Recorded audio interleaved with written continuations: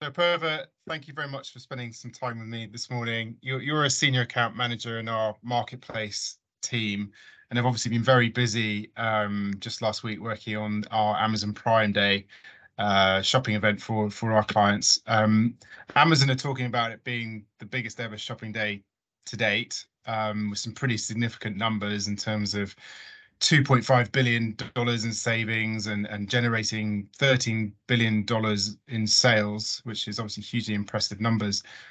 How do you feel that Amazon went about this year compared to previous years in terms of the overall experience of the Prime Day sales? I think it was definitely strong Prime Day after last year's July Prime Day. And then, especially since October, there was a bit of a confusion where customers struggled a bit to know whether it was actually Prime Day or then early access sale, because that's what they called it. So I think it was definitely back to normal user experience as it was in July last year, compared to October when they struggled a little bit. And then they also personalized their offers quite a bit. So within app, based on browsing behavior, we were seeing customized deals, and there were regular email marketing emails coming through to clients, or through to your accounts based on what you had browsed for or what you had been searching for on app. And that seemed to me to be the biggest difference between this year and previous years, that degree of personalization. Definitely. And so from the trends that we may have noticed between this year and last year, any sort of standout sort of differences or insights that you might have? Definitely. I think day one saw massive spikes in traffic and sales volumes versus day two. However, the conversion rates were really high on day two. So there was that small difference. Having said that, day two, 11 p.m., we were still spending on our accounts. People were still trying to get those last minute deals in. I think it was just that urgency to buy before the deal expires, sort of a thing. And then the other interesting thing we saw was the highest CPCs that we've seen in a while. So even higher than their Q4 peak that we typically have. So on some of our accounts, this has been the highest CPCs we've ever had in the account history. So not great in terms of the cost of running these ads because of the high competition. But yeah, overall successful, Ramsey.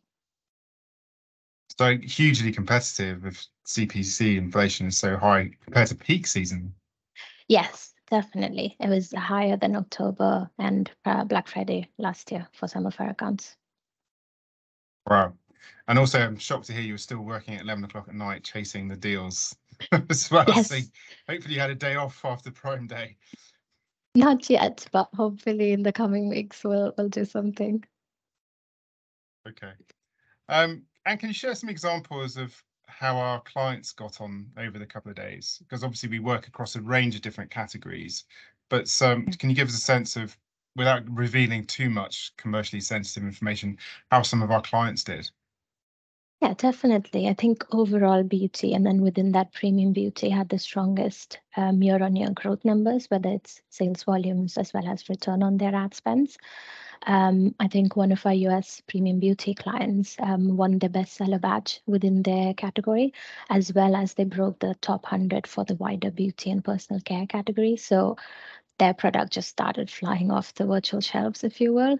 We had to sort of pivot our strategies and adjust because the spend that we originally planned on the product was not enough because the campaigns kept running out. So I think they did really well. And it just goes to show that a bestseller badge can do wonders in terms of performance for a product. And all the work that had gone into the campaigns pre-Prime Day helped push it quite a bit as well. I think outside of beauty, within our home and technology categories, we saw that clients had invested a similar amount to last year. However, they weren't seeing as high in terms of returns, or at least immediate return so far. We've got the 14-day attribution window, so we'll hope that those numbers get a bit better. But so far, it seems like beauty was doing really, really well for across our clients.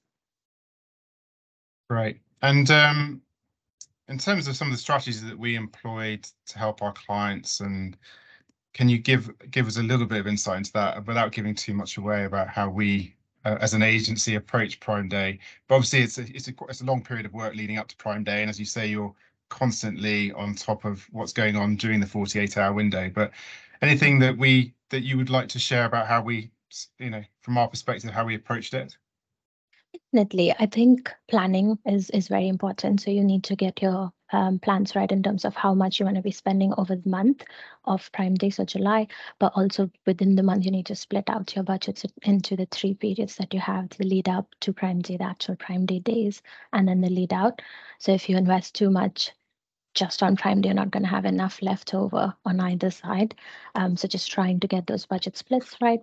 Also investing in the right type of campaigns at the right times. So you want to do a lot of remarketing post Prime Day to capture anyone who dropped off your pages with a views remarketing one or a purchase one if your product allows for repeat purchase in a smaller window, essentially. But in the lead up period, you want to focus a lot on pushing the products that you know are going to be on deal. So get them to a place where they're fully optimized and get them pushing already, so that on Prime Day, it's very easy for you to sort of scale them up and give them that boost. And then if you have products that aren't on deal, you can set them up within sponsored brand campaigns, so help cross-sell your efforts. And then lastly, in terms of choosing the deals as well. So we help our clients try and decide what they want to be picking. Typically, deals on bestsellers will help the most. If you're using this as a sort of getting rid of old stock strategy, then that might not be as impactful on your sales as a bestseller deal will do. Great. And I mean, it sounds to me like an awful lot like Black Friday in the way that we prepare for Black Friday and into Black Friday, then the retargeting strategies after Black Friday. And so in terms of everything that we've learned, how does this help us plan going into Black Friday and more sort of peak season planning? I guess we'll be going through the data and understanding what we saw and trying to help us sort of figure out what the next 6 months looks like, right? Yeah, definitely. So I think once July hits, you're already sort of prepping for Q4 because we'll have Prime Day 2 probably in October, we'll have Black Friday in November, and then Christmas deals in December. So I think during that period, obviously gifting gets a much bigger importance versus during Prime Day when gifting might not necessarily be it. And also electronics will see, or hopefully see, a bigger spike during the Black Friday period than you typically see during July. We'll always want to be focusing on the products that are our best sellers. So try and get deals set up for those versus some of the products that maybe are not doing that well. And then just in terms of getting all the budgets and campaigns right. So I think for alcohol, it's the Christmas period or the December month that does really, really well. So you want to have a higher budget planned for December for alcohol brands. But then for beauty, especially if you've got advent calendars or gift sets, then Black Friday seems to be the bigger peak for them. So it's just knowing your clients and their products and sort of planning your budgets accordingly and getting the splits right between the different campaigns that you have. Brilliant, Apurva. That's really helpful, and thanks for sharing your experience over the last week or so. And I hope you get some rest. Thank you. Hope that's helpful.